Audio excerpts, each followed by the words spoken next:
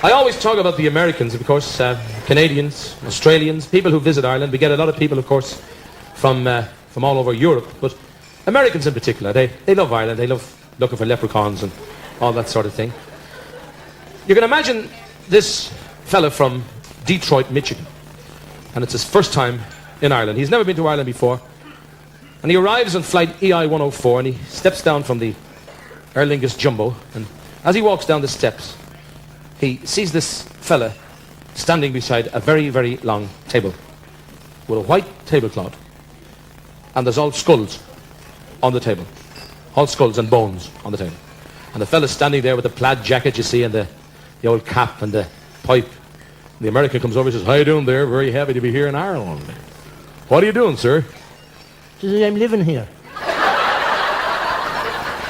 "Yes, sir." He said, "But what are you doing right now?" "I'm standing looking at you." But he said, "What's this display?" He says, "I'm selling skulls." "You're selling what, sir?" He says, "I'm selling skulls." "You're selling schools?" "No, skulls, you idiot, you. Skulls. Skull. Head with no skin, skull. "Oh, you're selling skulls." "Oh, yes. What sort of skulls do you have?" Well, I have the skulls here of famous Irishmen. I have the skull now, for instance, of Brian Boru. I have the skull of Finn McCool. I have the skull of St. Brendan the Navigator. I have the skull of St. Patrick. I have the skull of Cuchulainn. He says, "Hold on, sir.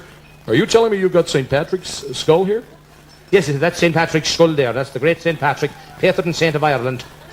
He says, "You got to be kidding me. How do I know that's St. Patrick?" The asket.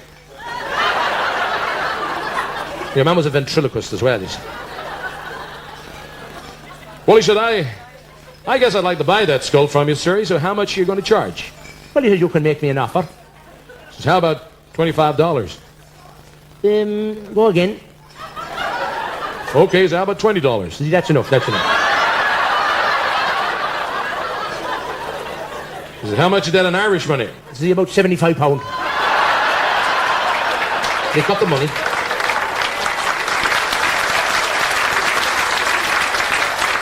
He got the money, and the American took the skull in a Dunstore's bag, and he headed off back to the United States.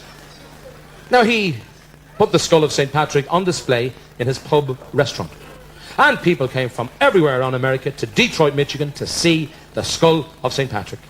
And he made $5 million over 5 years from people looking at this skull. He came back to Ireland. He decided he'd come back here, and he arrived once again on flight EI-104, and he came down the steps, and as he came down the steps, he saw the same man standing beside a table with skulls. And he says, "How you doing there? Very happy to be here in the Emerald Isle." "Yes, sir." He said, "What are you doing today?" He says, "I'm living here." "But what are you doing?" He says, "I'm selling skulls." "So what skulls do you have today, sir?" Well, today I have the skulls here of famous Irishmen. I have the skull here of Brian Boru. I have the skull of Cuchulainn. I have the skull of St. Brendan the Navigator. I have the skull of St. Patrick. I have the skull of Finn McCool. He says, "Hold on, sir. Are you telling me you've got the skull of St. Patrick?" "Yes," he said, "that's the skull there of the great St. Patrick, the patron saint of Ireland." He says, "You got to be kidding me, guy.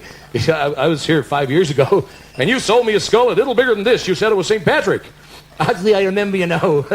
Well, this is St. Patrick when he was a boy.